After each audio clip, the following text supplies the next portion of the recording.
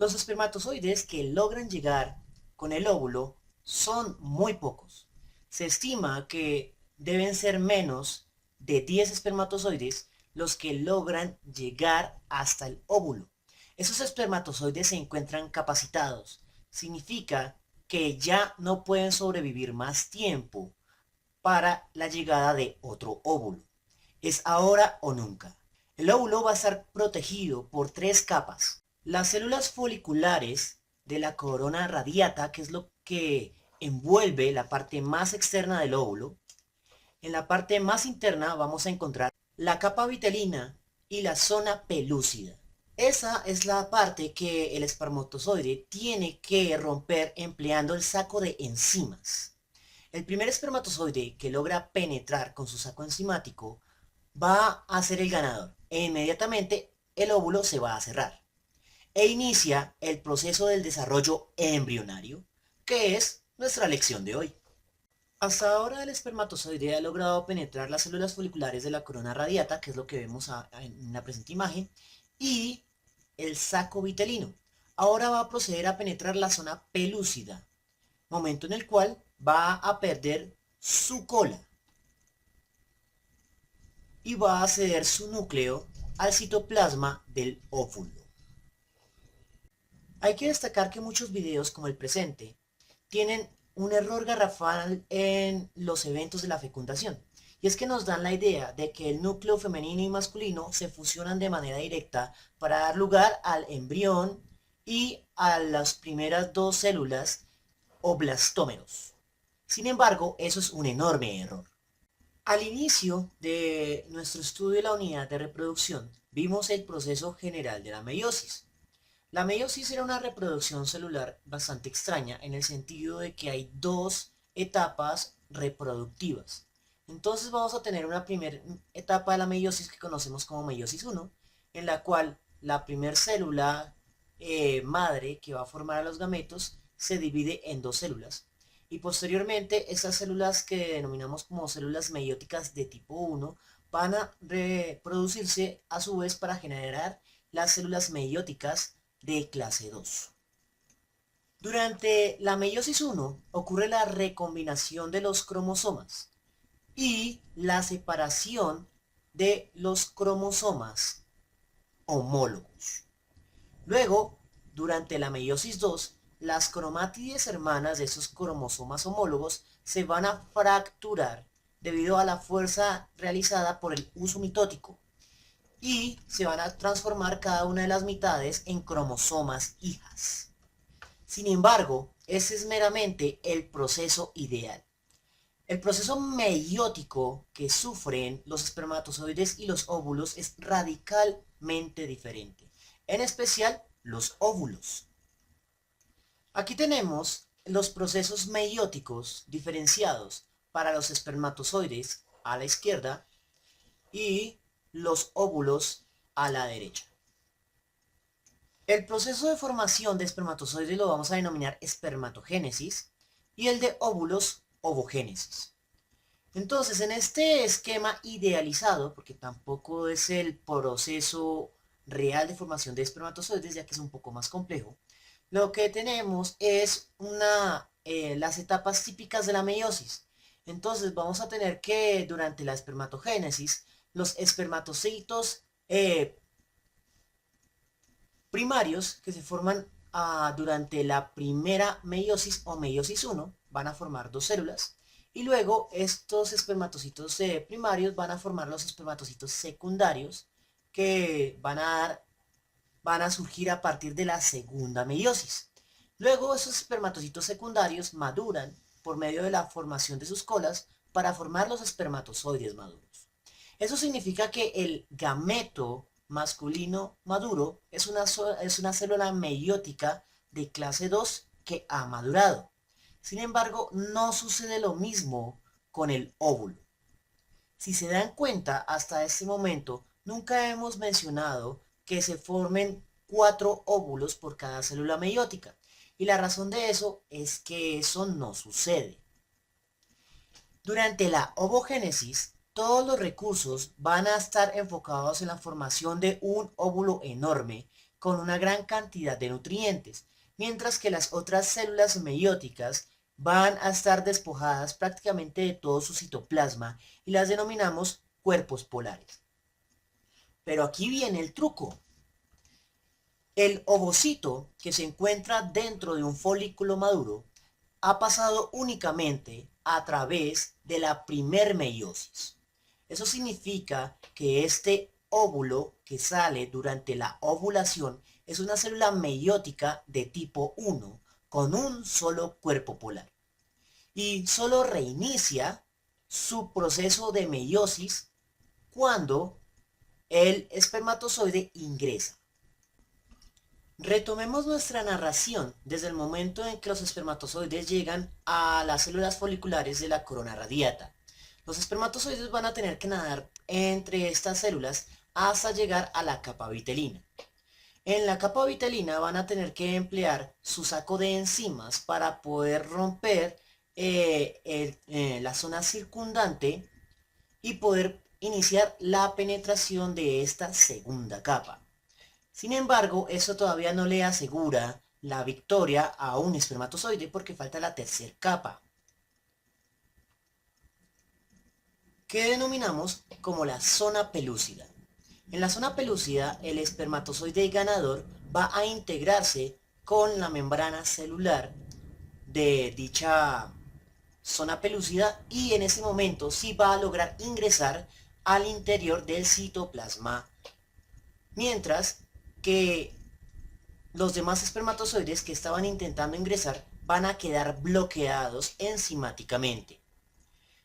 La zona pelúcida se va a endurecer, va a emitir sustancias que va a matar a los demás espermatozoides y adicionalmente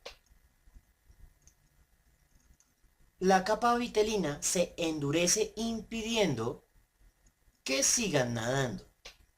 Todo esto para asegurar que no ingrese más que un solo pronúcleo masculino al citoplasma femenino. Al interior del citoplasma va a ocurrir algo bastante extraño. Va a reiniciar la meiosis del pronúcleo del óvulo o pronúcleo femenino. Entonces va a pasar a través de su meiosis 2, en el cual se da la reorganización de los cromosomas, mientras que el pronúcleo masculino se encuentra en espera.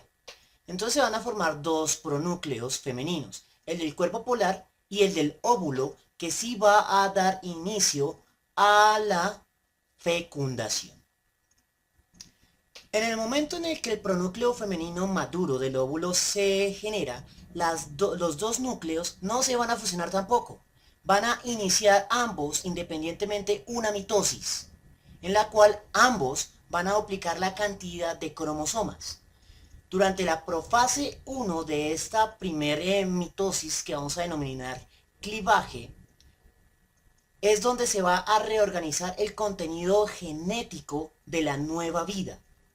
Y es, por tanto, que solo los primeros dos núcleos de esta nueva estructura que denominamos embrión, los que van a contener la herencia genética del nuevo individuo. Es posible, por lo tanto, decir que el cigoto, que mostramos en la presente imagen, no es la primera célula del nuevo individuo, ya que durante el cigoto, el material genético masculino y femenino aún se encuentra aislado, cada uno en su pronúcleo, y adicionalmente está siendo acompañado por otros dos pronúcleos femeninos.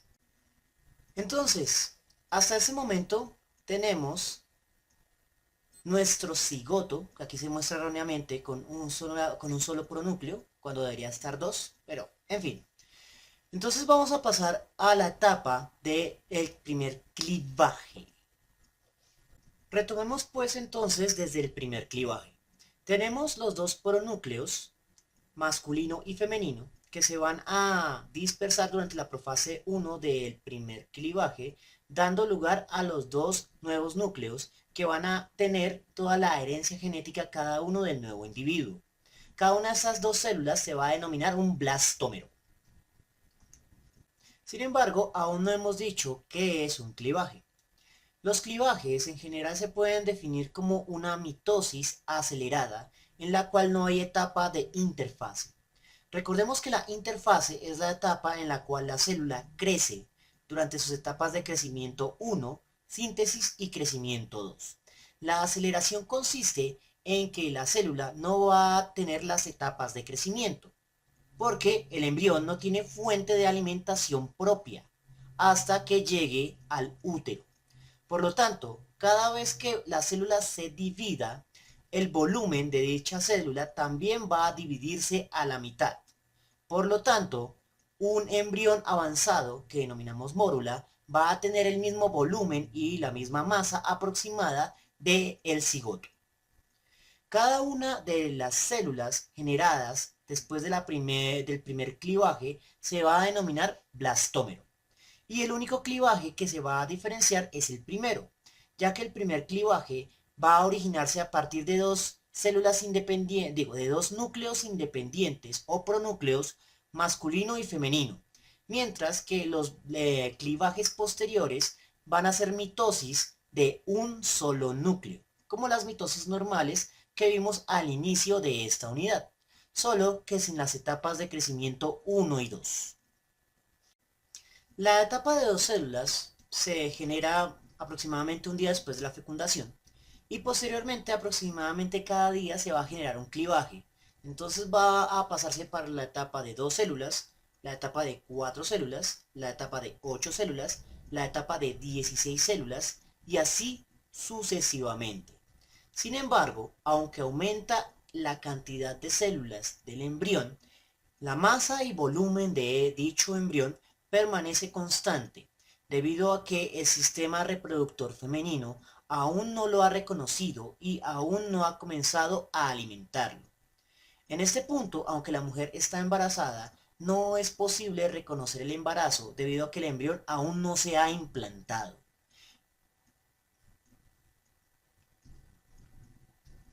La masa de células embrionales que salen de la trompa de Falopio se parecen a una mora, por lo que se lo denomina mórula.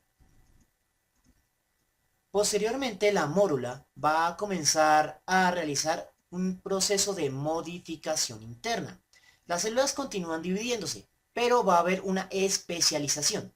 Va a aparecer una cavidad interna que vamos a denominar blastocele.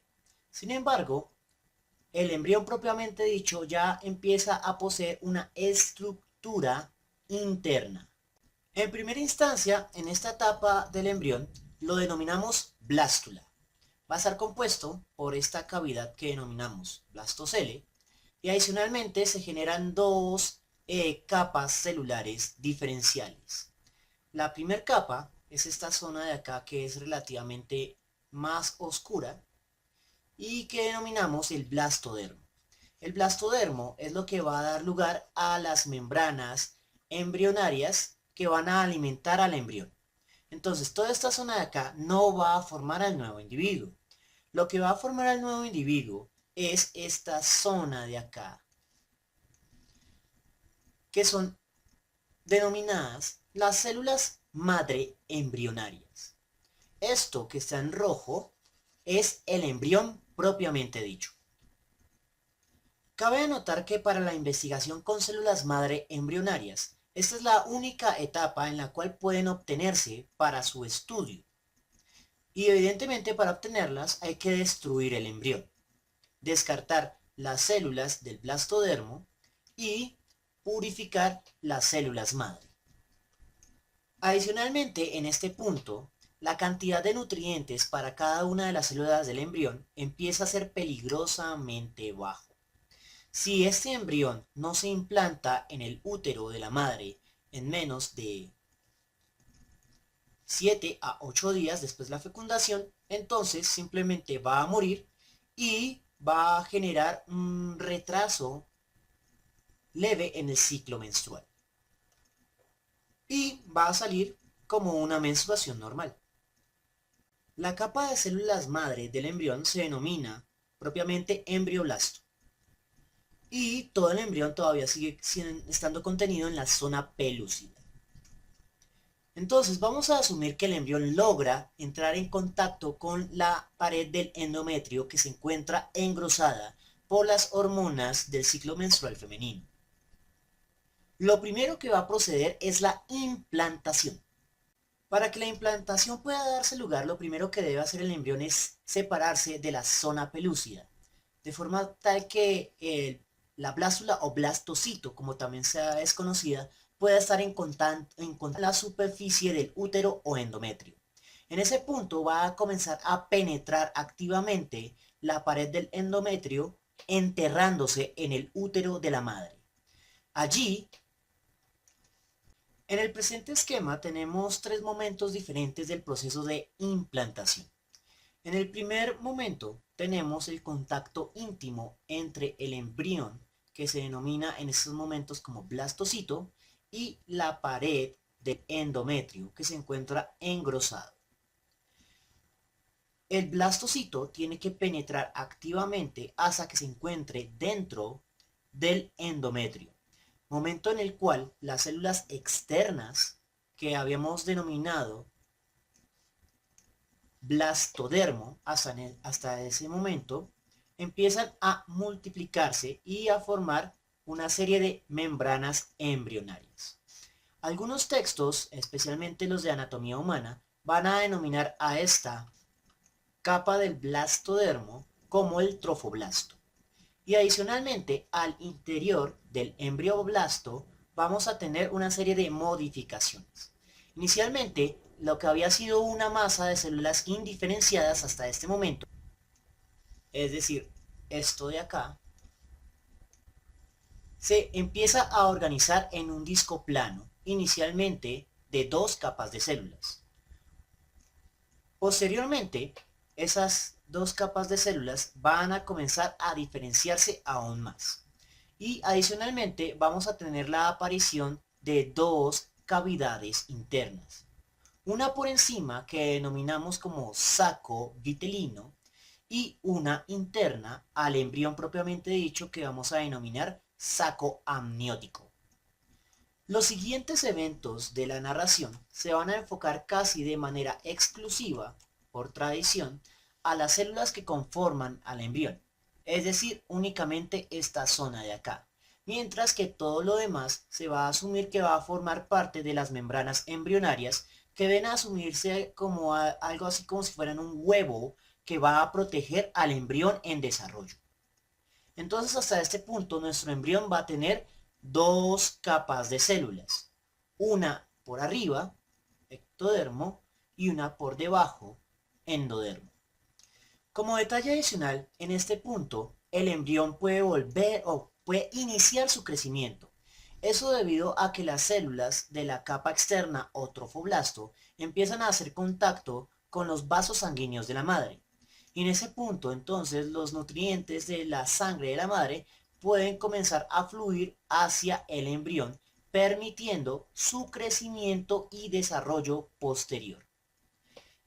Métodos anticonceptivos como la pastilla del día después lo que van a hacer es impedir el proceso de implantación de un posible embrión en desarrollo. A medida que el embrión crece se genera una tercera cavidad denominada el corion, que va a contener al embrión que contiene sus propias dos cavidades, el vitelio, que está en amarillo, y el amnios, que está en azul. En medio de estas dos zonas tenemos una placa de dos células que es el embrión propiamente dicho. Lo primero que va a comenzar es a formarse es una canaleta por donde va a pasar el sistema nervioso y adicionalmente el embrión de dos capas va a generar una tercera capa. Entonces vamos a tener una estructura trilaminar. Por la canaleta que había formado se va a desarrollar el proceso del notocordio por donde va a pasar el sistema nervioso.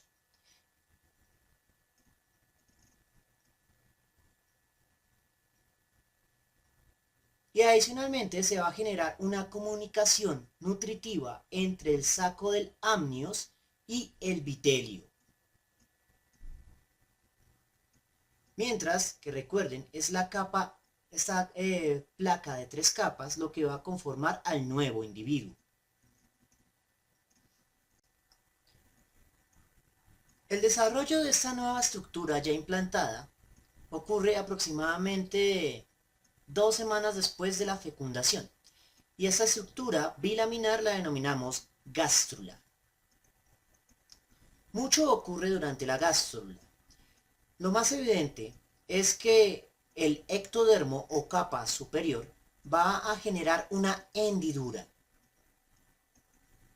Aquí vemos cómo crece dicha hendidura, por la cual van a crecer o insertarse una serie de células. Las primeras que van a insertarse van a ser las células que van a dar lugar a la capa, a una tercera capa embrionaria que se denomina mesodermo. Y adicionalmente también va a permitir el ingreso de células del ectodermo que van a dar lugar al sistema nervioso. Entonces tenemos en este punto este corte dorsal que todavía nos acompaña en nuestra vida adulta y es esa segmentación que se encuentra en nuestra espalda.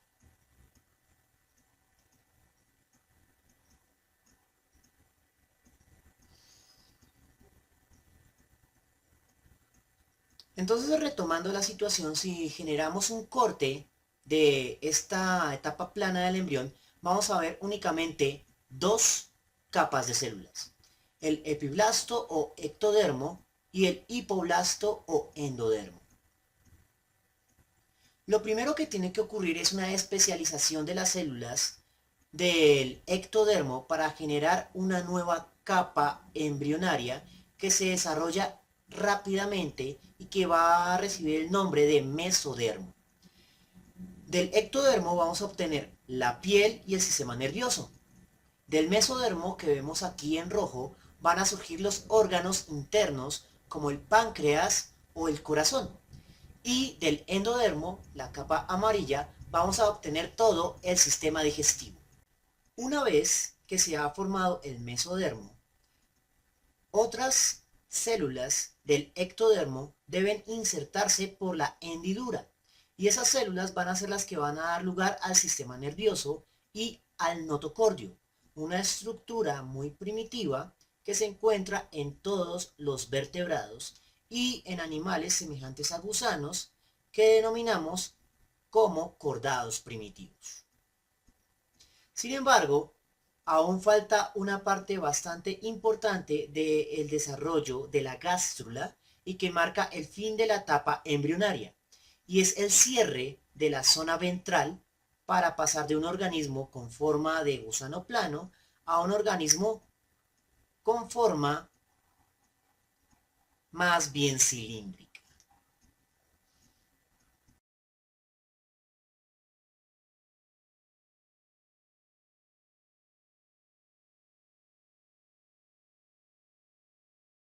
En este punto tenemos tres capas embrionarias: el ectodermo en azul, el mesodermo en rojo y el endodermo en amarillo, que también contiene al saco vitelino. Lo que procede ahora, junto con el desarrollo del sistema nervioso, que aquí vemos como esta zona púrpura, es que el saco vitelino va a ser expulsado ventralmente y se va a separar de la mayor parte del sistema digestivo y va a quedar unido por la zona del ombligo. Ya en esta imagen tenemos la formación de la estructura básica de un vertebrado. Tenemos la zona del ectodermo que va a dar lugar a la piel, tenemos el mesodermo que va a dar lugar al músculo, el esqueleto y los órganos internos. Adicionalmente ya tenemos el tejido nervioso que se originó del ectodermo pero que ahora ya se ha independizado completamente, y tenemos el endodermo que se encuentra rodeado por un mesodermo y una cavidad. Este endodermo es lo que va a dar lugar al sistema digestivo. En este punto ya tenemos un sistema nervioso iniciando y como ya tenemos un vientre cerrado, abandonamos la denominación de embrión y comenzamos a denominar a esto como un feto y damos inicio a la vida fetal. En la próxima lección vamos a analizar los eventos relacionados con la vida fetal. Eso es todo por el momento, espero que les haya gustado y nos vemos en una próxima oportunidad.